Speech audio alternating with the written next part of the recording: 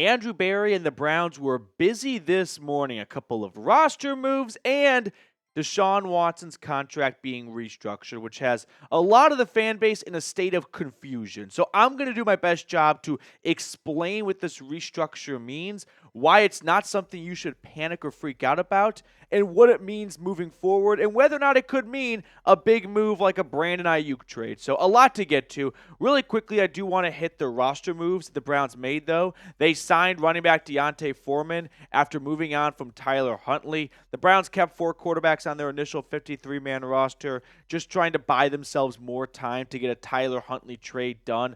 Ultimately, no one was calling. I mean, we saw the Vikings this morning, for example. They dropped Jaren Hall and they signed a quarterback, so they'd rather go to free agency than trade for Tyler Huntley. Foreman returns like I predicted. The Browns were not going to go into the season with just Jerome Ford and Pierre Strong Jr. on their roster. So you look at the Browns running back room now, and these are your 3 backs for the first 4 games minimum. Now, maybe they make another addition if they aren't impressed by what these 3 can bring.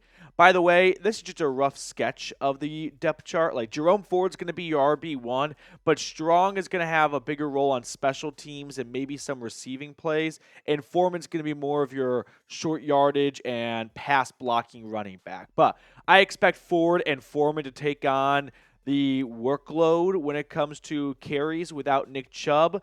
Last year, Ford had 204 carries for 813 yards and 4 touchdowns. Foreman missed some time last year, either due to a healthy scratch or to injury. But the year before that, with the Carolina Panthers, he had a really good season filling in when he wasn't supposed to be the starter. So the running back room, and when you look at it, it's obviously not one of the most intimidating in the NFL without Nick Chubb.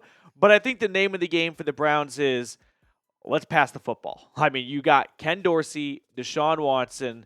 The name of the game is we are going to be an air raid offense until Nick Chubb returns, and then probably balance a little bit more. But no, I don't think the Browns go into the first 4 games going, well, we got to get Jerome Ford his touches. Like, you want to have some level of balance. You don't want to become too predictable. You don't want to have the offensive line constantly going backwards the moment the ball is snapped and never moving forward. So I think we're going to see a good amount of passes from Deshaun Watson early on, which is why I wanted him to play in the preseason. I understand at the end the injuries to the offensive line probably didn't help that, but just coming off an injury to begin with, a new offensive coordinator, historically getting off to slow starts in his career, and not having Nick Chubb to lean on, so you're going to be a pass-centric offense. All those things create what's going to be maybe a little bit of a challenging start, and I feel like those challenges could have been eased a little bit had he played in the preseason and gotten some of the cobwebs out because he hasn't played since November. But alas, here we are. So predict the score for me before we talk about Deshaun Watson's contract restructure. Browns versus Cowboys, week 1. I'm going Brownies 23-14. Give me the Browns 23-14. I like it. I don't love it. I'm going to continue to workshop it. Now, the big news, I would say, of the day was Field Yates, who is the guru of contract restructures. He tweeted out the Browns have restructured the contract of quarterback Deshaun Watson, converting $44.79 million of his 2024 base salary into a signing bonus and creating $35+ million in cap space, and Cleveland now has $62 million in cap space, the most in the NFL. That 62, by the way, is not an exact number from across all sites. It's a little confusing because the cap's confusing. Now, I've seen, and not to pick on Daryl Ryder here, but a lot of people have had a similar response, which was really hoping the Browns would have just eaten Watson's cap hit this year, can kick down the road again, another layer added to the Watson better ball out this year pressure cooker for the QB. And I can understand why you come up with this response, right? If you think about Deshaun Watson's $230 million guaranteed, if you slice it 5 ways evenly, $46 million a season. So if you continue to push money towards the end of those 5 years and you don't like what you have early on from Watson, it makes it what could look theoretically more difficult to move on from him. The reality is the salary cap is not that simplistic. So that's not really a correct or fair response to Watson's contract getting restructured. First, let's talk about what a restructure is. A contract restructure is not the player going to the team going, I heard you guys are in some help or need some help. Let me do you a solid right now and take less money.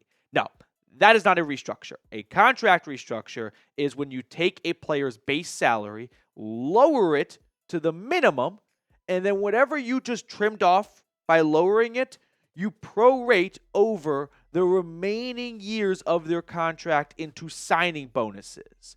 You are lowering the water in one pool and raising the water in other pools. You are lowering their cap hit for this year while raising future cap hits, which is where you get the term kicking the can down the road.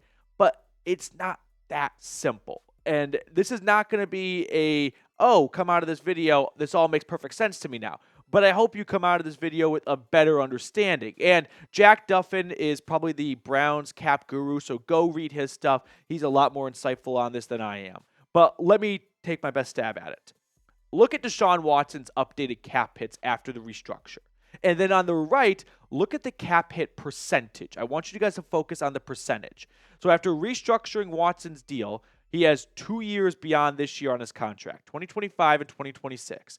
Each with a $72.9 million cap hit. Now, if you look at next year, his cap percentage is 26.6%. That's obviously a huge chunk of the pie for the Browns' spending abilities. But if you look at the very bottom of your screen, you're going to see what he was due this year cap hit-wise, $63.9 million, which would have been 25% of the salary cap. So as you go down the line, you can see that when you push the can down the road, so to speak, yes, the cap inflates, but look at the similar percentage cap hit. It's 25 versus 26.6 and 24.9. However, it's nearly $10 million more in cap hit. So why is the cap hit going up, but the percentage is not going up? That's because the NFL salary cap increases at a greater rate than when you restructure his contract and add more years on, or more cap hit on, or a greater cap hit onto the remaining years of his contract. I know I kind of got lost even myself there, but the main takeaway is when you push cap money down the line, you increase the cap hit, but the NFL salary cap is going up at a higher rate. So the percentage cap hit is actually the same or less, despite being $9 million more than it was last year. So what the Browns are doing here is they are looking at it from a percentage standpoint. They don't care about $72 million in cap hit because they want to know what percentage of the pie is that. If the salary cap's going to continue to go up, then we don't mind pushing his cap hits down the line a little bit because from a percentage standpoint, it's going to make sense for us to have more spending ability and power right now because $25 million today is not the same in 4 years when it comes to NFL cap spending. I hope that made some level of sense. Now, the next dot that people are starting to connect is, well, if the Browns just have the most cap space in the NFL right now, will they make a big move? I don't believe they made this to go get a big player, but it is Andrew Berry. He's got the most cap space.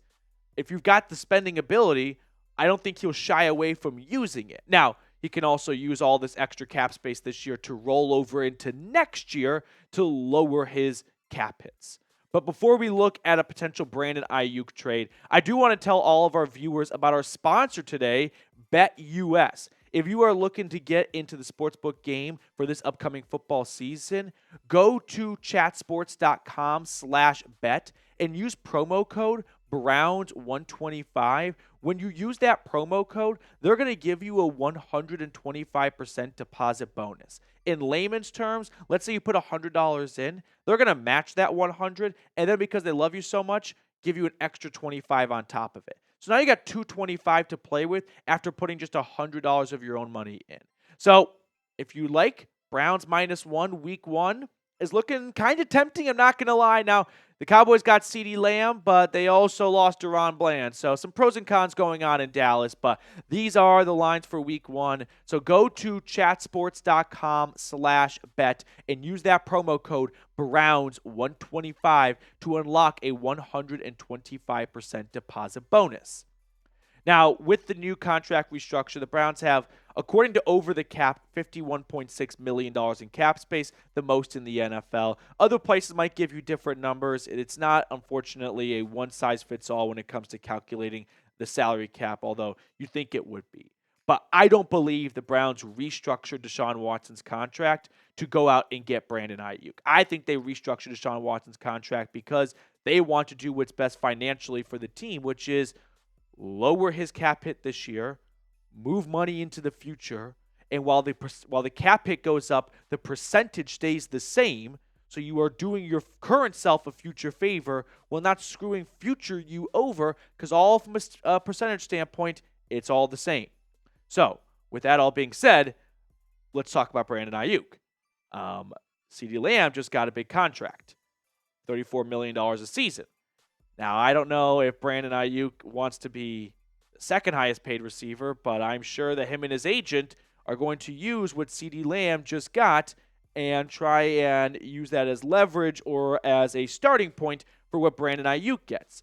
Now, if you look, Brandon Aiyuk comes off back-to-back 1,000-plus yard seasons, 15 total touchdowns. He was a huge role in their comeback against the Lions to go to the Super Bowl. He's one of the best pure route runners in the NFL, which I think the Browns have learned to love with Amari Cooper, who's also one of the best route runners in the NFL. There's a lot to like about Brandon Aiyuk's game. He was a second-team All-Pro receiver last year in an offense that ranked 32nd in pass attempts. A few weeks ago, I wasn't all in on trading for Brandon Aiyuk, but I was all in on Brandon Aiyuk as a good player. And that hasn't changed. But I am starting to change my tune once again, or for the first time, because, Reed, if we show the top 10 highest paid receivers one more time, I mean, let's just have an open conversation about where Brandon Aiyuk kind of ranks in the NFL as a receiver and what would be an appropriate wide receiver pay rank for him. Are we going to act like Brandon Aiyuk is in the same tier as Justin Jefferson, CeeDee Lamb, A.J. Brown, Amon-Ra St. Brown, and Tyreek Hill? I don't think so. So I can understand now where the 49ers are coming from on, hey, we don't want to go over $30 million. And from Aiyuk's standpoint, second-team All-Pro going into the fifth and final year of his rookie deal, I can see how he uses that as leverage to go get a long-term extension and get as much money as possible. But I've never been in the camp of trade for Brandon Aiyuk no matter what, and even if that includes Amari Cooper, get it done. No, I don't think the Browns need to rock the boat that much. They've got an awesome receiver in Coop. They traded for Jerry Jeudy. I think the receiver room is more than just good this year with Cooper, Jeudy, and more. Yes, you are resetting the clock with Brandon Aiyuk, but also you're moving on from a key role player in your locker room of Amari Cooper, and you're bringing in a kind of diva, Pittsburgh Steelers-esque wide receiver. Now, a lot of good receivers are divas, so you kind of learn to put up with them, but I don't think the Browns in what's kind of I won't say boomer bust season, but a lot of chips into the middle of the table kind of season, need to make this big of a move. So I'm not advocating for the Browns to go out and get Aiyuk because it's going to come at a price of potentially $30+ million. I mean, he kind of already ruled out the Browns. So if the Browns were to re-enter the mix, my guess is it would have to be because they are giving Aiyuk a contract offer that he couldn't turn down, which would likely be somewhere between $31 and $34 million a season. And it would likely include Amari Cooper going to San Francisco, which I don't want to see happen. So would you trade for Brandon Aiyuk? Personally, knowing what it would likely cost, I don't think they have to do it. If you could find a way to get Brandon Aiyuk for a couple of second and third round picks and Jed Wills, sure, that'd be a lot of fun. But I don't think that's realistic. The 49ers are in a win-now mode. They're going to want a wide receiver back, especially with their rookie Pearsall being injured. So if that involves Amari Cooper going to San Francisco, you can stop right there. I'm out. Before we let you guys get on out of here, though, make sure to follow us over on Instagram, Browns Report IG. I'm trying to grow an Instagram following, so if you're on the app, feel free to follow us over there as well for unique content that's not always going to be the same here on YouTube. Okay, let's end the show by picking a card. Mr. Reed, which card do you want to go with today? Let's go Two of Hearts. Two of Hearts? I'm going to go with the Jack of Diamonds.